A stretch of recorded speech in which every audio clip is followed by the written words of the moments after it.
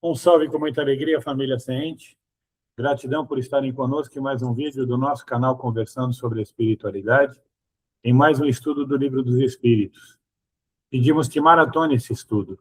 Estamos na aula 81, e é muito importante que você aprenda junto conosco as lições desse livro tão maravilhoso. Então é isso aí, vamos dar continuidade, dona Vânia Jorge. Vamos sim, William. Boa noite a todos. Boa noite a todos que estão aqui presentes e a todos que vão participar depois do estudo. Nós estamos sobre a parte terceira, capítulo 12, da perfeição moral. Pergunta 899. Qual o mais culpado de dois homens ricos que empregam exclusivamente em gozos pessoais suas riquezas, tendo um nascido na opulência e desconhecido sempre a necessidade, devendo o outro ao seu trabalho os bens que possui? Aquele que conheceu os sofrimentos, porque sabe o que é sofrer. A dor, a que nenhum alívio procura dar, ele a conhece. Porém, como frequentemente sucede, já dela se não lembra. Aquele que incessantemente acumula haveres, sem fazer o bem a quem quer que seja, achará desculpa que valha, na circunstância de acumular, com o fito de maior soma, legar aos seus herdeiros? É um compromisso com a consciência má. Figuremos dois avarentos, um dos quais nega a si mesmo o necessário e morre de miséria sobre o seu tesouro, ao passo que o segundo só o é para os outros, mostrando-se pródigo para consigo mesmo, enquanto recua ante um mais ligeiro sacrifício para prestar um serviço ou fazer qualquer coisa útil. Nunca julga demasiado o que despenda para satisfazer aos seus gostos ou às suas paixões. Peça-se-lhe um obséquio e estará sempre em dificuldade para fazê-lo. Imagine, porém, realizar uma fantasia e terá sempre o bastante para isso. Qual o mais culpado? E qual que se achará em pior situação no mundo dos espíritos? O que goza, porque é mais egoísta do que o avarento. O outro já recebeu parte do seu castigo. Será reprovável que cobicemos a riqueza quando nos anime o desejo de fazer o bem? Tal sentimento é, não há dúvida, louvável quando puro, mas será sempre bastante desinteressado esse desejo? Não ocultará nenhum intuito de ordem pessoal? Não será de fazer o bem a si mesmo, em primeiro lugar, que cogita aquele em que tal desejo se manifesta? Incorre em culpa o homem por estudar os defeitos alheios? Incorrerá em grande culpa se os fizer para os criticar e divulgar, porque será faltar com a caridade. Se o fizer para tirar daí proveito, para evitá-los, tal estudo poderá ser-lhe de alguma utilidade. Importa, porém, não esquecer que a indulgência para com os defeitos de outrem é uma das virtudes contidas na caridade. Antes de censurardes as imperfeições dos outros, vede se de vós não poderão dizer o mesmo. Tratai, pois, de possuir as qualidades opostas aos defeitos que criticais no vosso semelhante. Esse o meio de vos tornardes superiores a ele. Se lhe censurais o ser avaro, sede generosos. Se o ser orgulhoso, sede humildes e modestos. Se o ser áspero, sede brandos. Se o proceder com pequenez, sede grandes em todas as vossas ações. Numa palavra, fazei por maneira que se não vos possam aplicar estas palavras de Jesus. Vê o argueiro no olho do seu vizinho e não vê a trave no seu próprio. É bem hoje a lição, né, de hoje do Evangelho, do estudo, né? Falando sobre indulgência, humildade, e não ficar criticando os outros. Hoje foi o Evangelho. E agora, no Livro dos Espíritos. É para a gente pensar, né?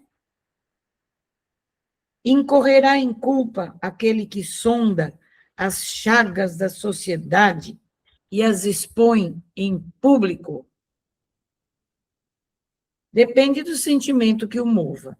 Se o escritor apenas visa produzir escândalo, não faz mais do que proporcionar a si mesmo um gozo pessoal, apresentando quadros que constituem antes mal do que bom exemplo. O espírito aprecia isso, mas pode vir a ser punido por essa espécie de prazer que encontra em revelar o mal. E como ficam os jornalistas, que fazem por trabalho, fazem para ganhar dinheiro, que colocam todas essas notícias, essas coisas ruins que se vê nas televisões e nos jornais? Como fica a situação desses jornalistas? Aí não é questão de sentimento. Eles estão fazendo para trabalho, para ganhar dinheiro, porque as empresas pedem que eles façam. Como vocês acham que fica a situação deles? Será que eles estão fazendo mal? Não, eu penso que uma vez que existe uma notícia e isso é feito com o objetivo de transmitir informação, não vejo isso como fazer um mal. Pode ser visto e interpretado é uma maneira de você fazer com que as pessoas tenham uma visão errada, se for o caso, de uma determinada coisa que aconteceu. Mas não vejo isso como algo que, per si, implique em ser alguém fazendo mal. Como, em tal caso, julgar da pureza das intenções e da sinceridade do escritor? Nem sempre há nisso utilidade. Se ele escrever boas coisas, aproveitai-as. Se proceder mal, é uma questão de consciência que lhe diz respeito, exclusivamente. Demais, se o escritor tem empenho em provar a sua sinceridade, apoie o que disser nos exemplos que ele dê. Alguns autores han publicado belíssimas obras de grande moral que auxiliam o progresso da humanidade, das quais, porém, nenhum proveito tiraram eles. Ser-lhe-ás levado em conta como espíritos, ou bem a que as suas obras hajam dado lugar? A moral, sem as ações, é o mesmo que a semente sem o trabalho. De que vos serve a semente, se não a fazeis dar frutos que vos alimentem? Grave é a culpa desses homens, porque dispunham de inteligência para compreender, não praticando as máximas que ofereciam aos outros, renunciaram a colher-lhes os frutos.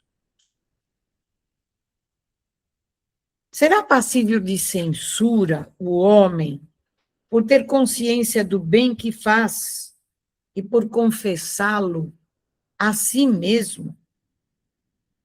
Espera aí, será passível de censura o homem por ter consciência do bem que faz e por confessá-lo a si mesmo? Pois que pode ter consciência do mal que pratica, do bem igualmente deve tê-la. a fim de saber se andou bem ou andou mal, pesando todos os seus atos na balança da lei de Deus, e, sobretudo, na da lei de justiça, amor, caridade, é que poderá dizer a si mesmo se as suas obras são boas ou más, que as poderá aprovar ou desaprovar. Não se lhe pode, portanto, censurar que ele reconheça haver triunfado dos maus pendores e que se sinta satisfeito, desde que tal não se envaideça, porque então cairia noutra falta. A pergunta é esquisita, mas o que ele quer dizer aí é o seguinte: o cara pode se orgulhar dele por ter feito coisas boas? A resposta é clara, sim. O que ele não deve é ficar falando para todo mundo. Isso tem outra pergunta que fala sobre não sabe a mão direita que a esquerda fez e por aí afora, né? O que Kardec queria saber é o seguinte: o cara deve ser censurado por dizer que fez o bem, ou melhor dizendo, por reconhecer que fez o bem e sair contando por aí. Espírito de verdade está dizendo, reconhecer que fez o bem é quase uma obrigação. Agora, sair falando por aí é algo que você não deve fazer, porque você incorreria numa outra falta. É vaidade. Exatamente. E que é condenável, né? Porque nós estamos estudando agora e o mentor nos disse para a gente estudar humildade. Essa palavra e como ela deve ser empregada em nossa vida, né? Então, eu quero convidar você, meu amigo, minha amiga, que está conosco aí acompanhando o estudo do Livro dos Espíritos, e dê sequência a partir dessa aula. Na verdade, maratone desde a primeira. Já temos mais de um ano falando sobre o Livro dos Espíritos. Estamos chegando no final. Faltam aproximadamente 200 perguntas, um pouco menos. E então a gente vai dando sequência devagar e vamos chegando onde é necessário para que possamos ter uma compreensão e entendimento melhor de tudo aquilo que foi dito pelo Espírito de Verdade, que foi a codificação de Kardec, no primeiro livro que explicou para a humanidade o que são os espíritos e a sua vida. A partir daí que tudo derivou. Então é muito importante, é o ensinamento da base. E a base sempre é muito importante. Legal a ideia? Quero agradecer a você, pedir que deixe o seu like, se inscreva no canal, comente o nosso estudo e compartilhe com todos que quiserem, que você puder passar para que tenham acesso a essa informação. Forte abraço, até a próxima. Axé. Boa noite, axé.